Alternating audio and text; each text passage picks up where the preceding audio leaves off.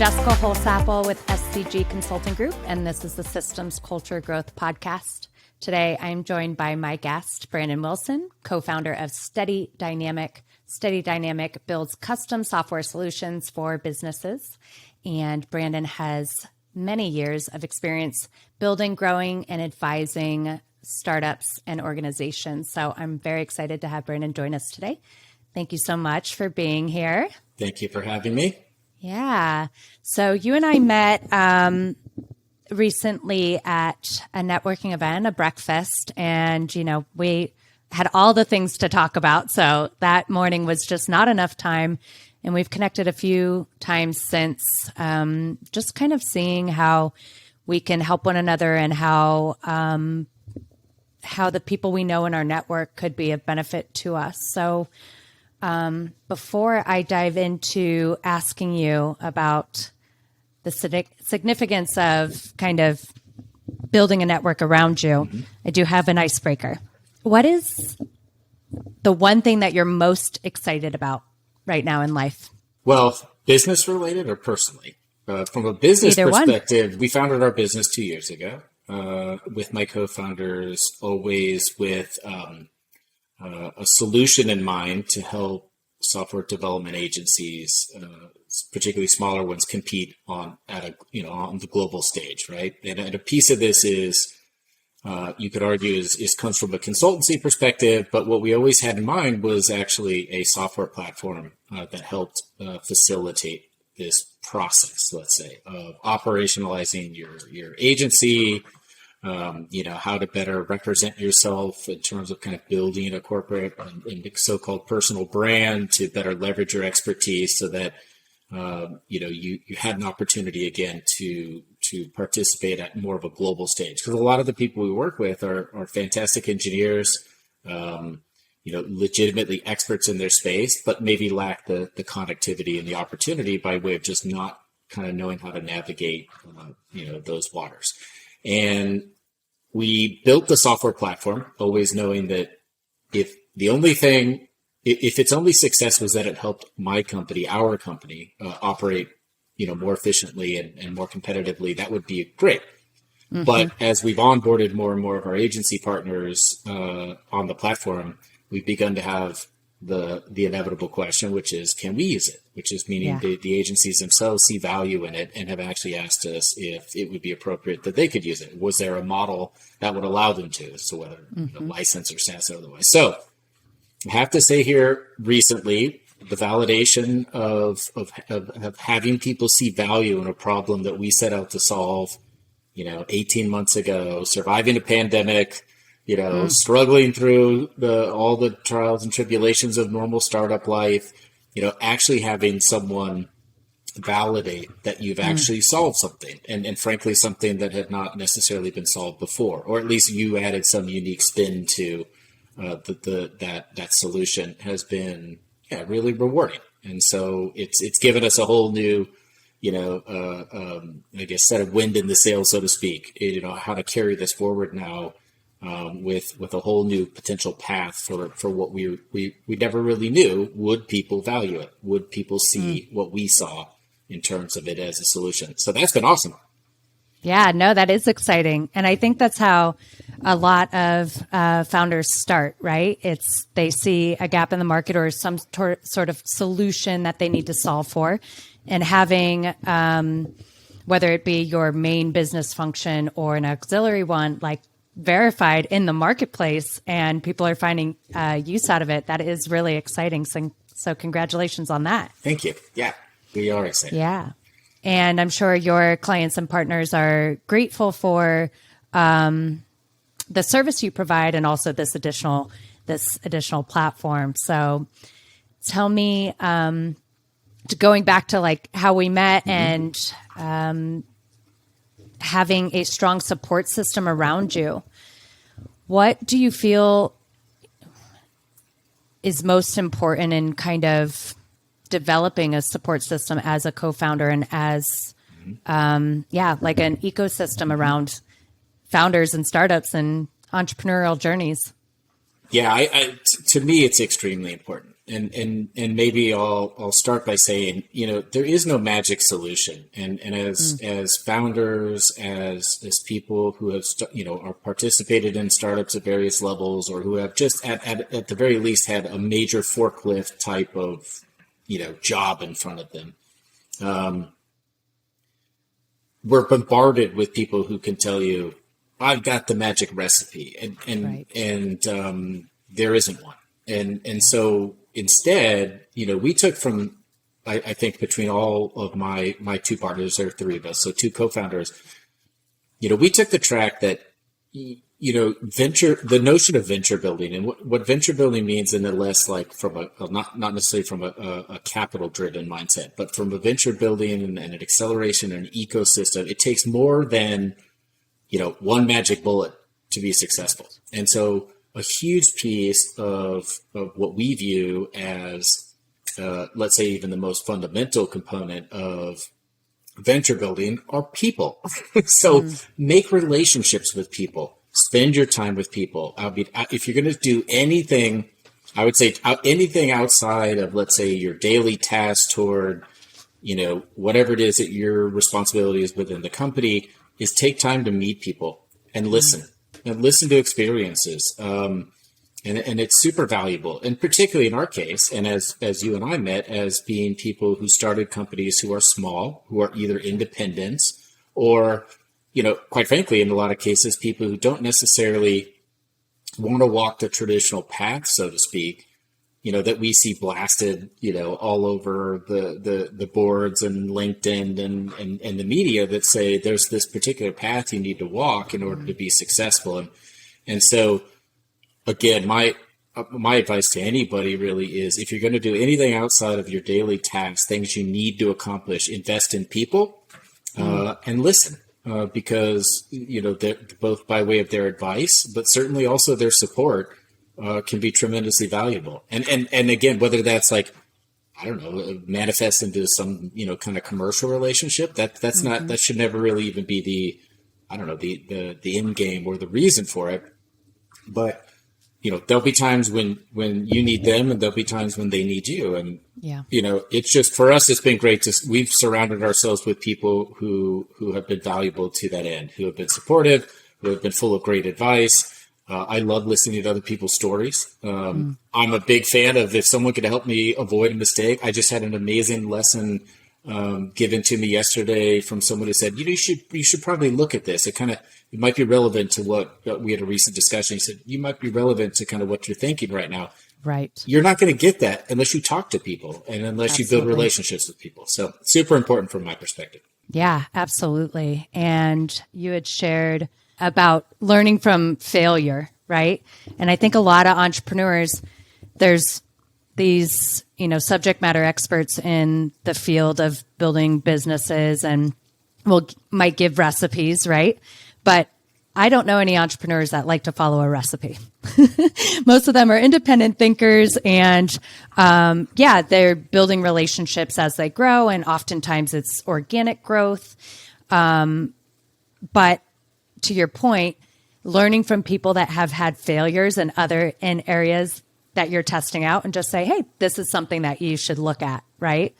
So thinking about failure on the side of team building, what type of experiences have you had in growing international distributed teams? Well, I think probably more than anything, and I hope not to sound like a broken record on this point, is also to establish personal relationships. So as a part of what we do by way of our service business, and then certainly incorporated into this platform, is partnerships with software development agencies from around the world.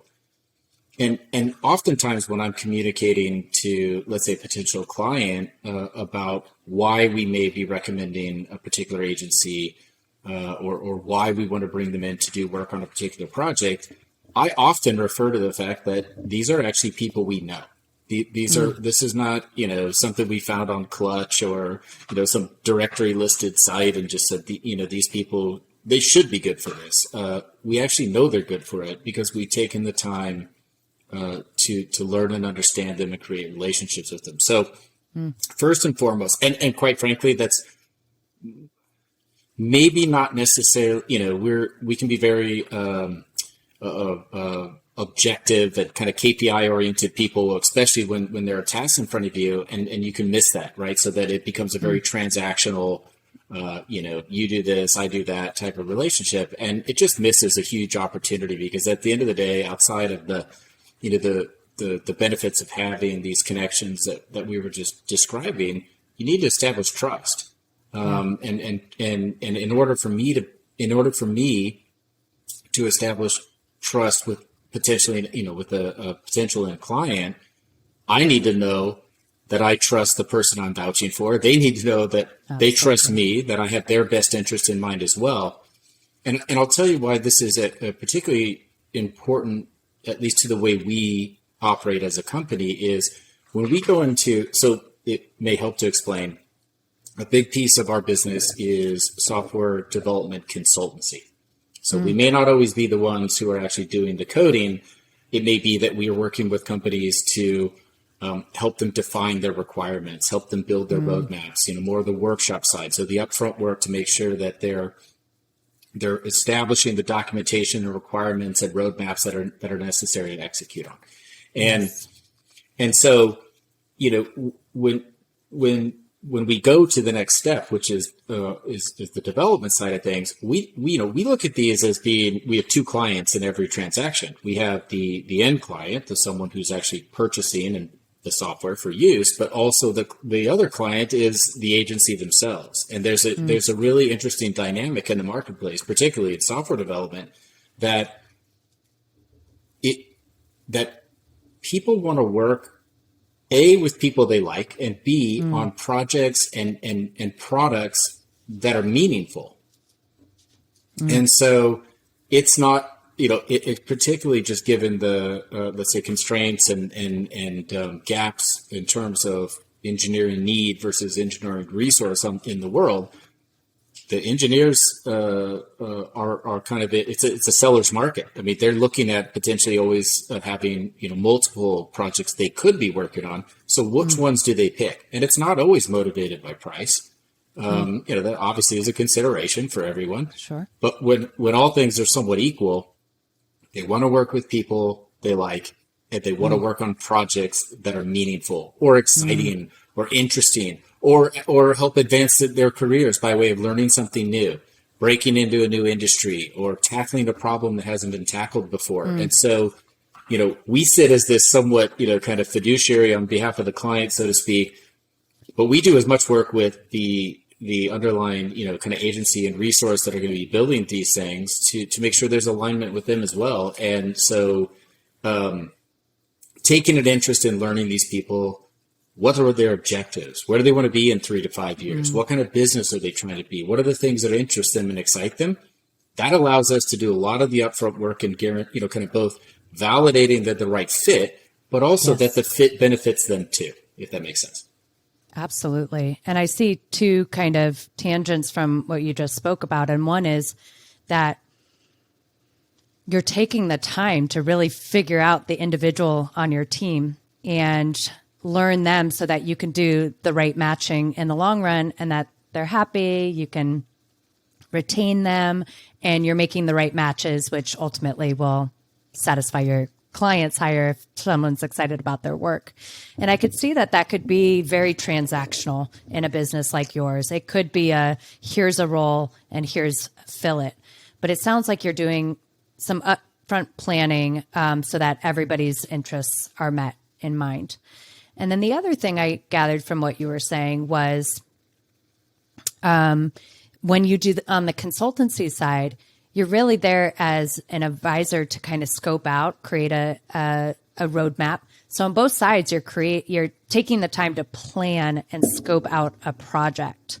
So how important is the planning phase from an employee, a contractor match standpoint, and for, quantifying the savings on the client end? It's a great question. And there's an easy answer. It's critical. And so particularly in the context of which you started this part of the question, which was, kind of the overall management facilitation of let's say remote work or remote teams. And so, I would say there's typically with most clients, there may be, two considerations or hurdles to get beyond, right? One being maybe their lack of familiarity of building software in general. So you have some, Right. Relative inexperience there, which can create some anxiety and a learning curve you need to get beyond. And then coupled with the fact that it may be a distributed team adds a layer of complexity that actually, a lot of people, frankly might not, be able to get beyond and therefore look for maybe other solutions, hiring full-time employees or a local agency or whatever the case may be. But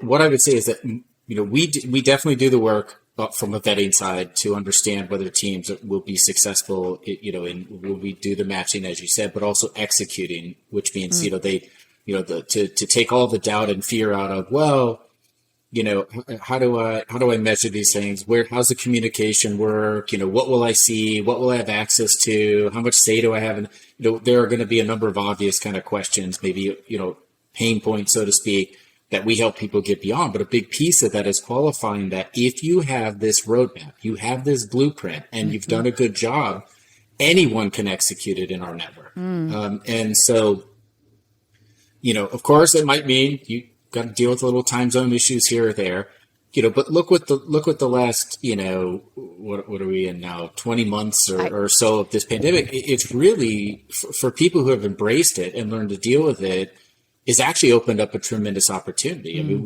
we have a little catchphrase that says, now you have access actually to finding the actual correct fit by way of expertise, price, kind of consultancy or value add.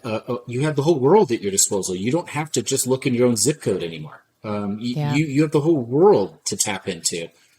Which I know is easier said than done, but we certainly spend a lot of time up front on both sides of that equation, making sure that we've anticipated all those kind of pitfalls, that we've spent the time in terms of the documentation and the upfront work, so that when someone's asleep, they know someone on the other side of the world is executing against their vision, their strategy, their user requirements, their definition of done, their acceptance criteria, which are all piece of building great software.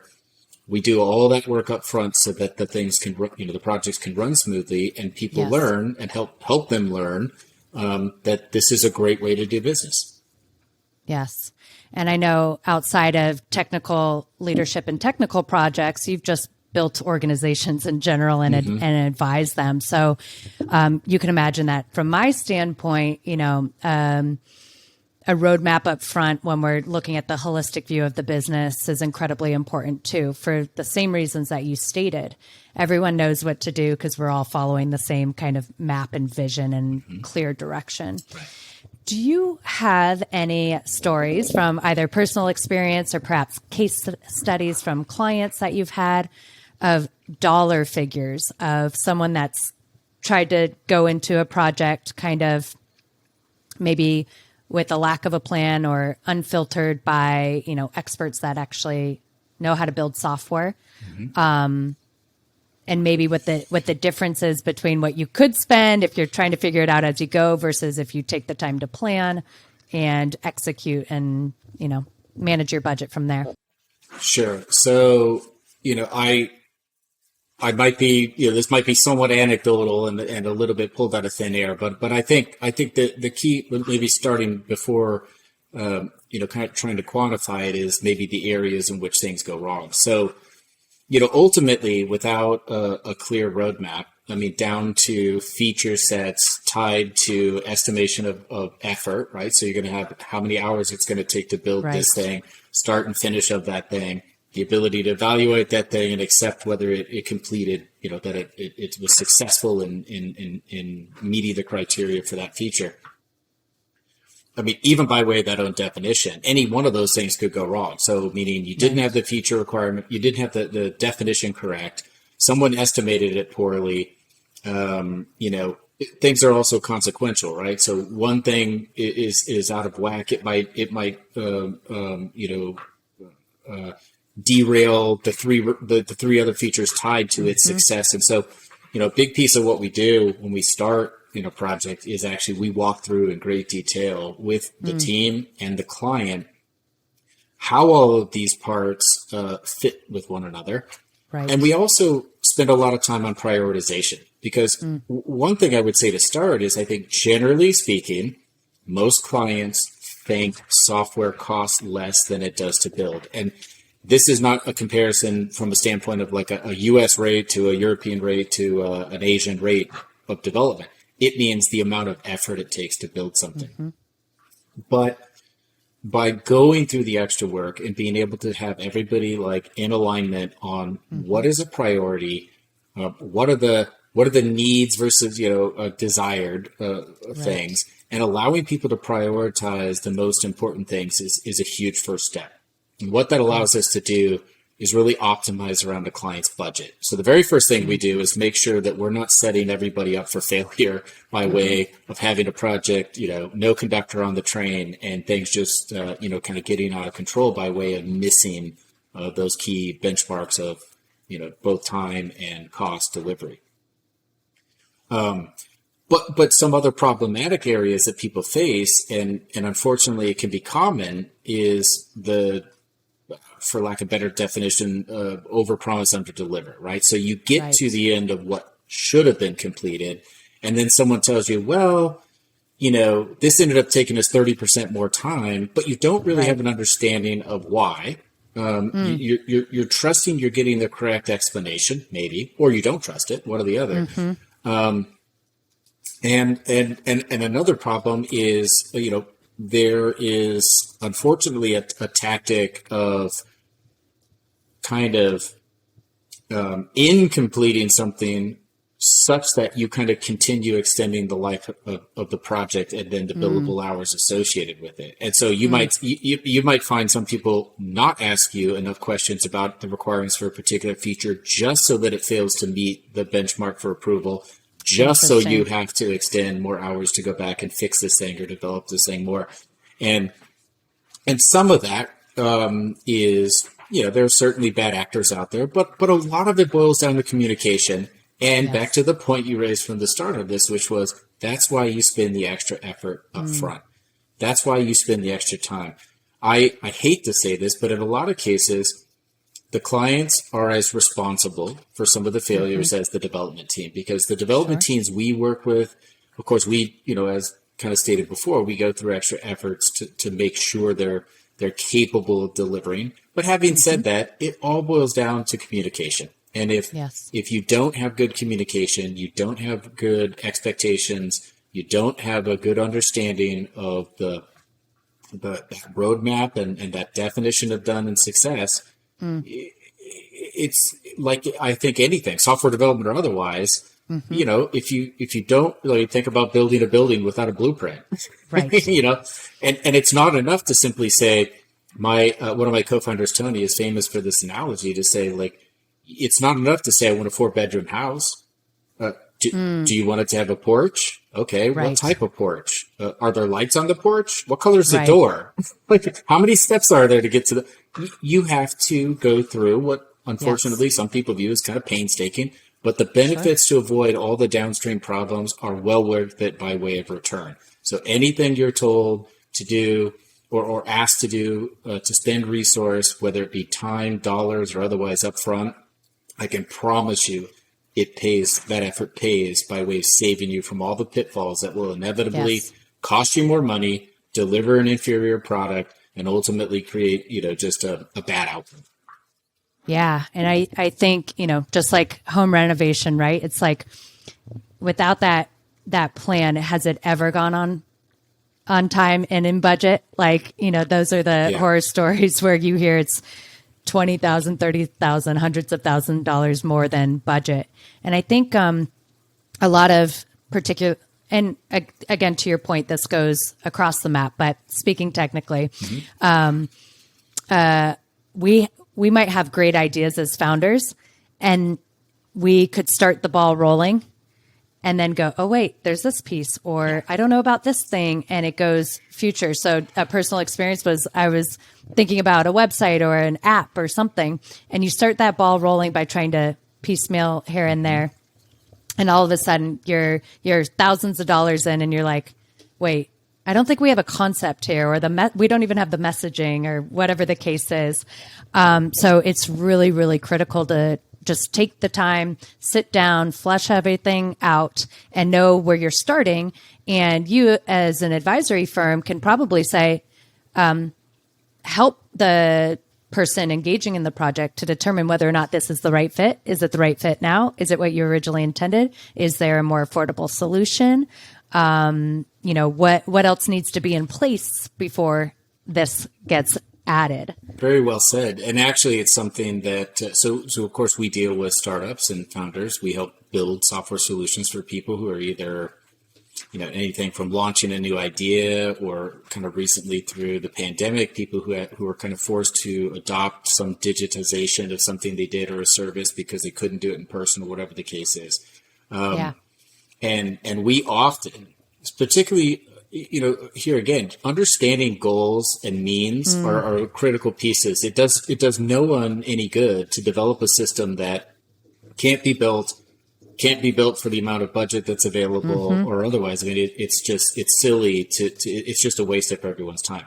So we do spend a fair amount of time, particularly with startups, understanding and advising, okay, if in some cases, obviously the context is that you may be out seeking capital. And so what is an MVP? What actually has to be in the MVP to validate and demonstrate the idea, so that people can actually use it in a way that allows you to both validate the idea, have a demonstrable product, which is, starting to become more of the norm, I would say. I mean, people are not just funding ideas anymore. They want to see some of what your vision is implemented. And so we work with people all the time on trying to get that recipe right, and explaining, like, if you could do off-the-shelf solutions, you could do customized off-the-shelf solutions, you can do custom solutions.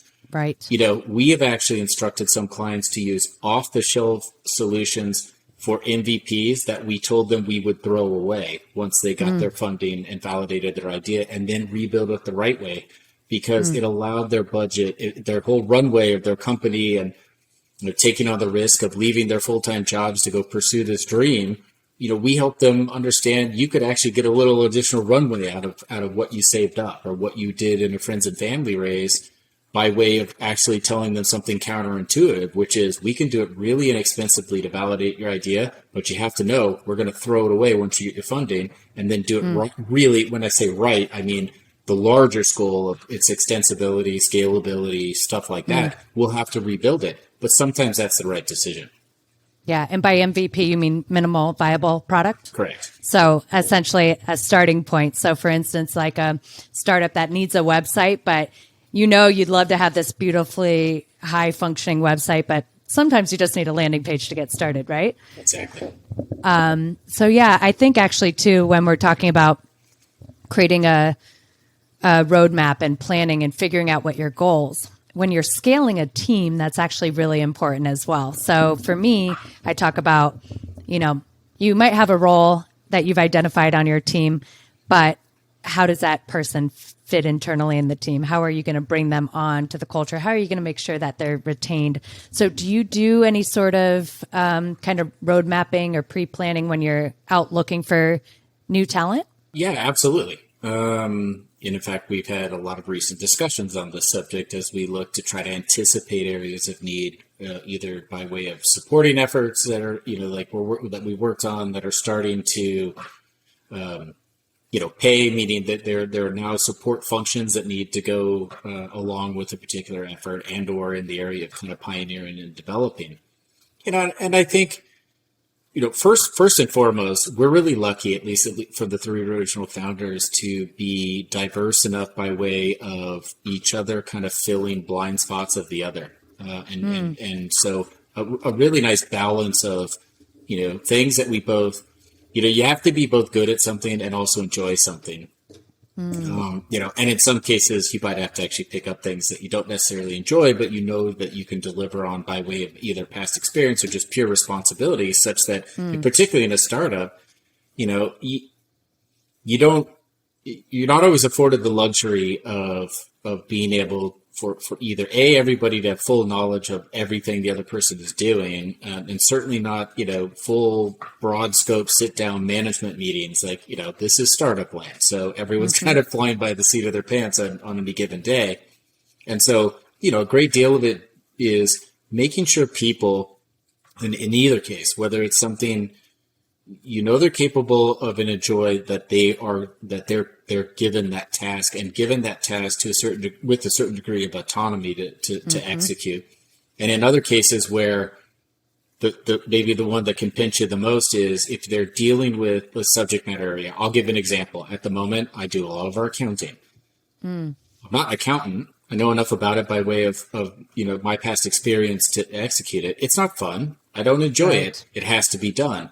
So even the roles that people have to fill that they don't enjoy, we as a company don't exist if the accounting work doesn't get done, the journal entries don't get done, we stop functioning. So obviously there has to be a lot of implicit trust.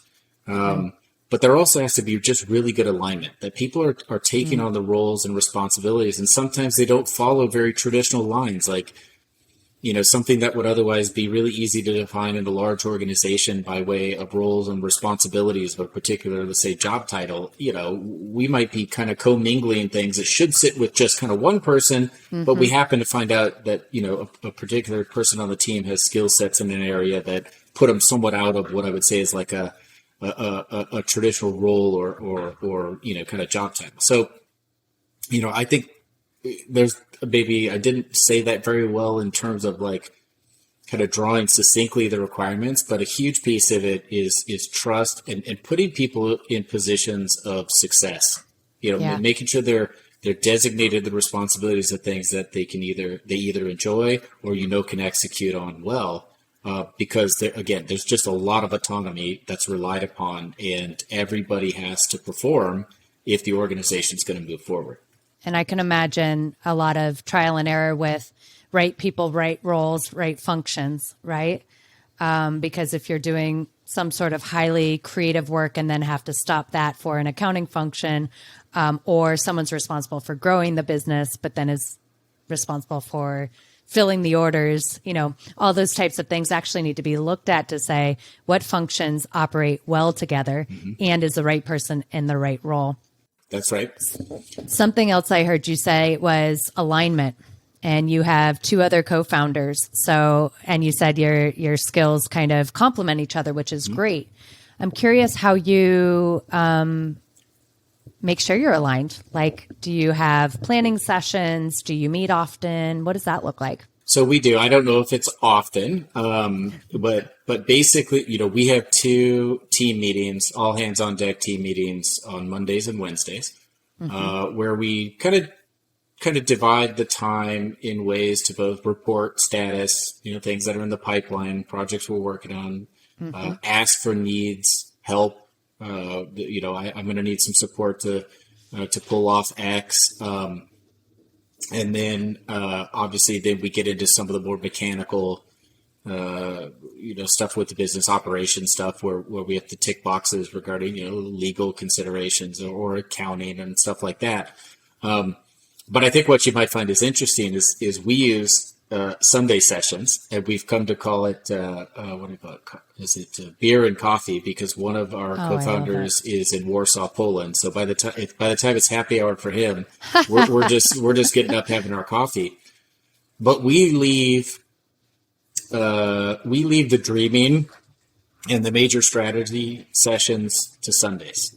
Wow. And cool. I know that's supposed to be, the Sabbath and reserved for family time, and we don't make it a long drawn out, like all day event. But what it allows us to do is step outside the daily grind, and sit there looking at our calendars with the tasks, the next call coming, the next thing you're supposed to perform on. It gives you the freedom to actually just kind of step away from that and actually focus on where you're building value as a business. And really letting people have the opportunity to just, dream. Like, if we could do this, that's where some of our best ideas come from is, if we could do this, we could accomplish that. And how would we do that? Who would we use for that? How would we accomplish those? And so sometimes, and maybe the most important thing is just the notion of being able to step outside of the daily grind, decompress a little bit, and feel more, kind of more relaxed, more at ease, such that you can let those kind of creative juices get going, and you've got the forum and opportunity for that purpose too. That's another thing. Like water cooler conversations are great, spur of the moment ideas are great, but when you've set aside that time, you can come to it, I think, maybe better prepared, maybe more productive. And I'll be the first to admit, sometimes after a Sunday session, we've accomplished absolutely nothing. And that's okay too. And that's okay too. Relationship building, as you mentioned. That's it. Beer and coffee. That is so cool. And I really like that you set aside the appropriate time to have standing calls. And it sounds like there's 3 meetings per week that are critical. Right. And one is specifically for visioning and non-tactical things. Right. I do something called DSI, Discovery, Strategy, and Implementation, because when we're compact with like 1 hour of time and there's a lot to cover, there are really 3 components. We need to discover what's going on about the project or consideration or company as a whole. And then the strategy is, okay, now we've found out a lot of information. What are we going to do with that information? And then the implementation is totally different. You're assigning roles, responsibilities, etc. Right. So sometimes we can put that in a small team. We could put that in one meeting. But often when you're giving the space for those different activities to happen, that's where you can be in flow. And I think for a lot of founders, a Sunday, or for a lot of people, a Sunday meeting might sound like, oh my gosh, I need a day off, right? But for founders, the brain doesn't shut down. No. And if you're going right back in on a Monday and you're going into the tactical execution and you're leading the team and all their missions, when are you meeting together to have those? So whether it's a Sunday service, beer and coffee, which is super cool, or a, vision planning workshop once a month, once a quarter, something like that, where ideas, float, but they can also land somewhere. So I assume someone's kind of tracking and capturing those ideas, right? Yeah, sure. Are you fleshing them out in that session, or are you holding them for other meetings? Typically, they'll get punted in other meetings. So if we really build some traction towards something in particular from one of those sessions, then we'll set aside the appropriate time to address it. I mean, of course, I love your methodology, and it doesn't do a lot of good to vision without, just for the sake of visioning. So, but having said that, we might lightly or loosely, kind of conceptually map out the what ifs, but those Sunday sessions are really reserved for visioning. And then, it's great because we actually then we sleep on it. And then we get into Monday and we actually have our first team calls or every Monday. And then we can pull it back in and start talking about what we would do to execute it. But, I think sometimes just letting someone have the rope, and run with it or hang themselves on it. 100% is that's, kind of by design. And so I think the only thing I would say is, while I completely appreciate the need for, letting the information land and then actually planning around it, those sessions for us are priceless because they remind us of the larger vision. They allow us the flexibility to say, we don't actually need to understand how to implement it now. We need to know it's part of the vision. And as long as we've got that placeholder for it, or that's something in the back of the mind. I mean, I think a lot of times it's kind of funny. You'll like this one. Well, we're working on a particular feature, and I kind of pioneered the kind of early concept of it. And earlier today, I was talking with the same co-founder in Warsaw, and he said, "Do you remember you were telling me about this particular feature?" He said, "I got to tell you, I'll apologize now. I was listening, but I didn't hear you." And so I went kind of autonomously and kind of kept ushering it forward and doing my thing until there was an appropriate time. And it had to do with really other features that were in the backlog, right, that he was working on the product. And so it was really funny and really, really kind of honest and transparent. It's just like, but by the way, he now had this aha moment about how it fit and why it was important and stuff like that. And he said a month ago when you introduced this, he said, I was listening, but I didn't hear you.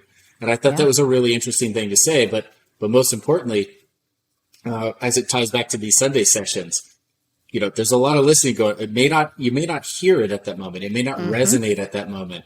But by virtue of getting the ideas out, constantly shuffling, cycling them, seeing how they kind of intertwine, how one enables another, how, we need to address this at some point. Okay, leave that one over here. I don't know. It works for us.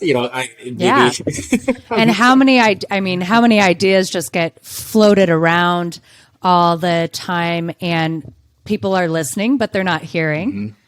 And that's okay because there's just an influx of ideas, right? And things are going to keep moving forward. But I also think, particularly if you've ever been, a solopreneur or independently on your own, sometimes when we actually have, and this is why having a network around you is so important, when we actually have the space to speak our ideas out loud, often I'll go, that was actually, I don't need to move forward with that. And I just saved myself months and months and thousands of dollars by just go, oh, thanks for listening. Or to the opposite effect, like the product you're building internally is the validation of idea, right? Of like when someone gives the head nod or the aha, it's reinvigorating that spark in you of like, this idea doesn't live as like something that keeps me up at night anymore. Like I can either say it out loud and it kind of loses the space in my brain because it wasn't actually as important as I originally thought it was, or it's sparking traction and we could actually eventually do something with it. Although that meeting is not the appropriate place to, see it through.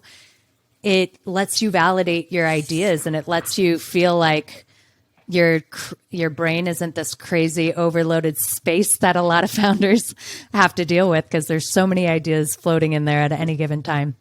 Yeah, 100%. And completely agree in terms of recognition of having that ecosystem and particularly people with, maybe some relevancy to the subject, right? And kind of looking for that validation.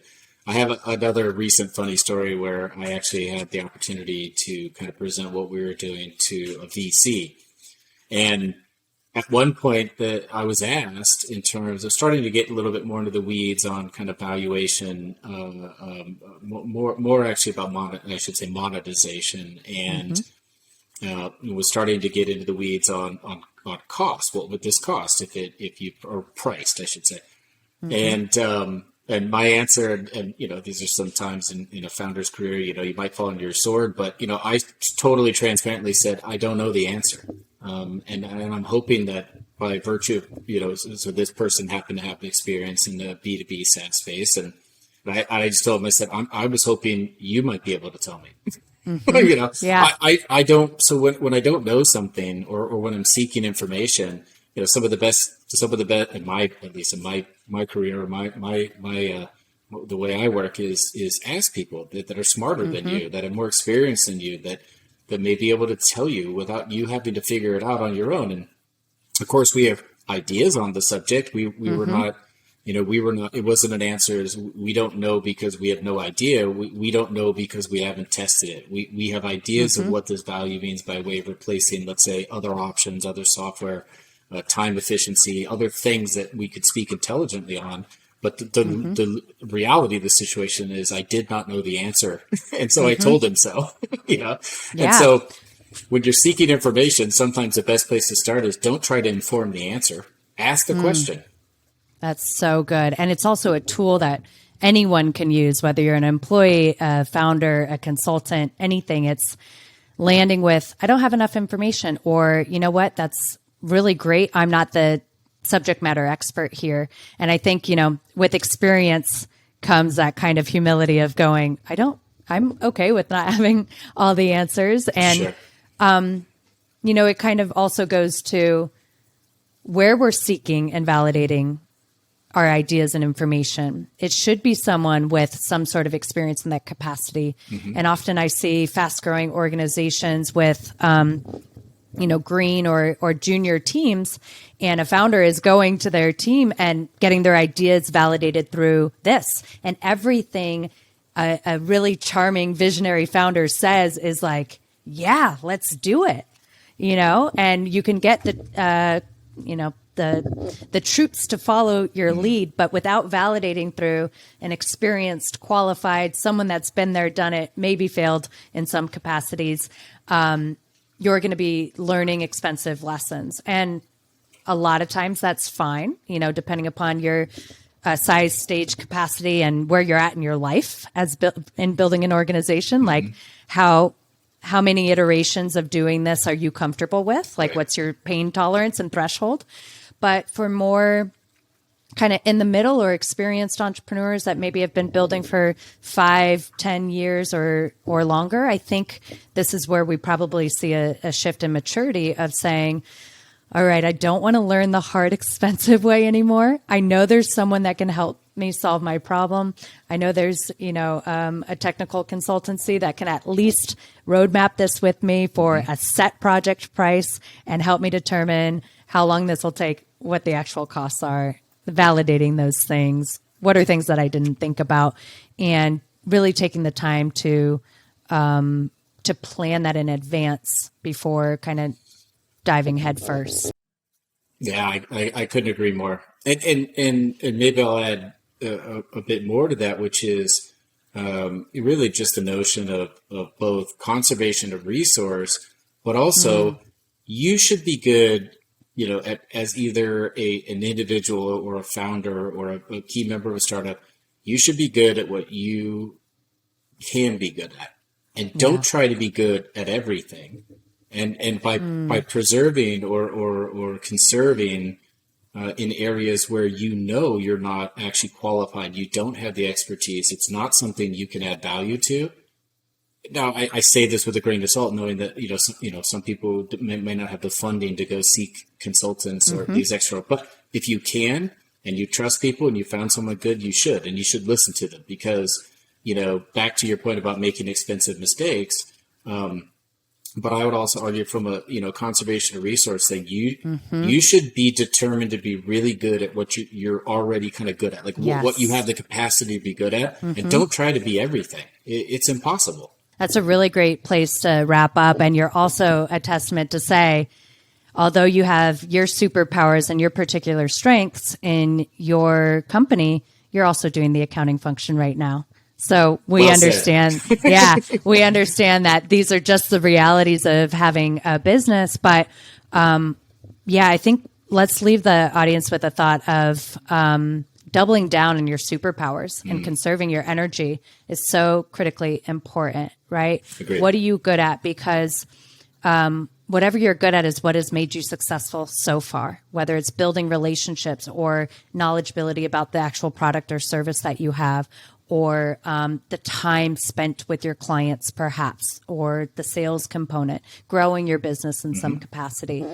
And when you go outside of the scope of your superpower, then your superpowers actually start to dwindle, and you're not as effective or not as, sticky with those things that you're good at that have already kind of gotten you to this level of success. So really be checking in with yourselves and figure out what do you need to hold on to, because it's just the nature of having a fast growing business where we're going to have to play some roles that we don't love to play. But then where can you free up your time and really double down on the mastery of your particular skill set and craft? It's great advice. Yeah. Well, thank you so much for joining me today, Brandon. Where can people find you? So our business is Steadynamic, which is an interesting word. I'll have to spell it for you because it's not intuitive. It's the word steady and dynamic combined. So it's not Steady Dynamic, it's Steadynamic.com. We're based in Phoenix, Arizona, and we are very happy to have been invited on the show and look forward to the continued success of your podcast. Thank you so much. And so happy to have people connect and learn from you. And you said repeat your website one more time. It is Steadynamic.com. steadynamic.com. Perfect. Awesome. And I know Brandon's also active on LinkedIn. If you want to shoot him a message, you could probably find more about that. Although you're probably one of a few thousand Brandon Wilsons out there. Probably. But you can find him. Thank you so much for tuning in. This has been the Systems Culture Growth Podcast. If you like this episode, please consider subscribing, and we look forward to seeing you soon. Thanks so much.